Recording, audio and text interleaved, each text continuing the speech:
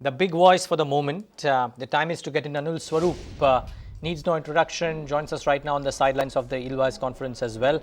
Disruptive innovation, and if there is one gentleman which has done that disruptive innovation in a sector which needed it badly, that is Anil Swarup. Good having you, sir. Thanks so much for joining in.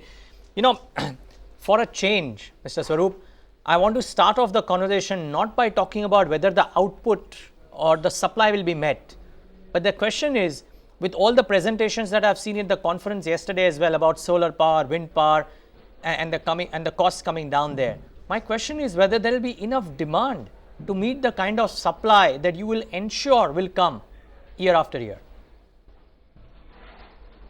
You must understand what the space is. I think the space for power or energy in India is huge. Look at the present levels of consumption of power in the country.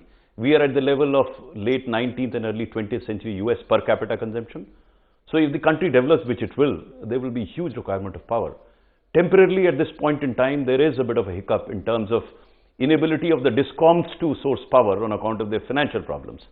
But I'm quite certain that Uday is going to solve that problem out. There will be greater demand for power, wherein both coal-based power plants as well as solar power and other non-conventional energy power will be required. So there is space for every type of power that can become available for the country. And I don't see it as a threat or as a problem in future. Fair call. But unless I'm very wrong, sir, the takeoff of Project Uday will be at least 12 months, if not more, away. So in the interim period, would the Ministry of Coal still encourage up supply and up production, or will there be a moderation there because the near-term demand is the issue, as you said as well? No, let's try and understand. Last year, in the year 2014-15, despite a record production, we imported 212 million tons of coal. And there was no Uday then. Now we have an additional advantage of Uday being there. The demand is there. It is not that the demand is not there. It may not be, the gap between demand and supply may not be as big as it was last year. But the demand is certainly there. If we are importing 25% of our requirement last year, this year imports have started coming down. So what is actually happening is we are replacing imports with domestic production. That has led to a lot of saving in foreign exchange for India. To give you a number, about 22,000 crores. But still we are importing a lot of coal. So I would believe that there is demand. In certain segments there might not be demand, but overall there is demand. And I think we should continue to do our work in terms of coal. We should continue to increase our production. We're still far away from the targets that we have in mind. Okay, fair call. Then, okay, let me try and rephrase my question, Mr. Swarup. Right now, whenever we speak about coal and the demand, it will always be with regards to what's the kind of numbers that the power sector would need. Do you believe that in 2 years' time or 3 years' time or maybe 5 years' time, coal production in India will be impacted equal parts by the non-power sector as well? Because that is the space that is starved of coal. And if solar is disruptive for power, it will not be disruptive for the non-power segments, which also require coal. No, I totally agree with you. I think whereas it's extremely important to focus on the power sector in terms of supply of coal, equally important is as we call it, the non-regulated sector. The cement, steel, aluminium, these are sectors which also require a lot of coal, and they have been starved for coal for past so many years. So when I said that there would be need of coal in future, I had these sectors also in mind. So far, we are unable to meet the demand of the non-regulated sector. So once we increase coal production, hopefully we should be able to meet that demand as well. And hence I do believe we cannot rest on our laurels in terms of the increase in coal production, which indeed is pretty satisfying. But we have to keep moving and keep on increasing coal production in future as well. So 550 million tons for FY16, you think it will be met? Because I believe currently it's at 426. You see, 5-10 million tons here and there doesn't make much of an impact. What we are looking at is that we are able to meet the demand. And again, what is most gratifying is that we have an inventory of about 24 to 25 days in most of the power plants.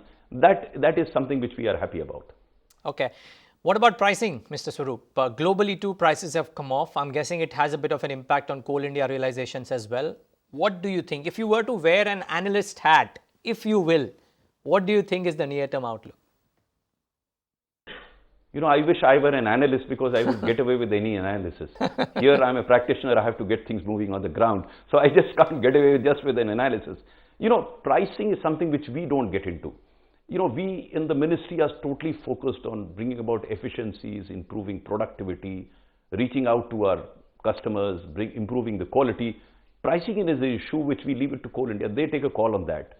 But let me give you, since you asked me as an analyst, even now the price that is offered by Coal India is 40% less than the landed price of coal. So there is a lot of scope there. But I am not a great believer in using price as an instrument for creating margins for an organization, especially when you are in a monopoly situation. It will be unfair to the users to price it in a manner or determine it on the basis of the imported price only. There are a number of factors that go into, and as you are aware, that coal is one of the major inputs in generation of power. Now, if we increase the price of coal inordinately, then the price of power will go up. So that cannot be allowed to happen. So I think Coal India will take a call on pricing of coal.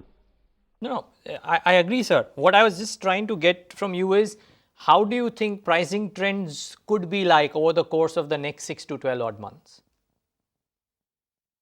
We'll continue to rationalize Coal India prices, and what exactly would that translate into is something which will be left to Coal India to decide. On the international front, sir, since you would have a handle on this completely, do you think that prices would continue to remain soft, or do you think there could be an uptick at some point of time? I'm not good enough an analyst to predict about coal pricing in the future. I'm grossly ill-equipped to answer that question. Trust me, sir, most people would be looking up to you. I have no understanding. Yeah. Trust me, most people would be looking up to you and your view when it comes to that pricing as well. Okay, a fair call. No, I think the prices will have already stabilized. I think they've bottomed out. They'll continue the way they are. I don't see major change in coal prices henceforth. I mean, I'm now wearing an analyst hat since you insist that I should respond to that question. Thank you so much. Thank you so much for that, Mr. Swarup. Good to have that view as well. This will we'll surely record this properly. Now, a couple of other things. If you can share some numbers, I don't know if you can or no, but what do you envisage Coal India's production and offtake target to be like for FY17? We are looking at 600 million tons next year, FY17, and hopefully we should be able to meet that target. Okay. And of the coal mines that have been auctioned until now, you reckon most of them are or in a position to start production very, very soon? Yes, I would believe that. There were 29 such mines that were producing, and we are hopeful that most of them will start producing in the next couple of months.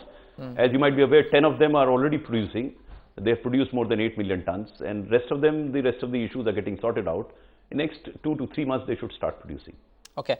And I'm asking you to again give me a perspective out here, Mr. Swarup.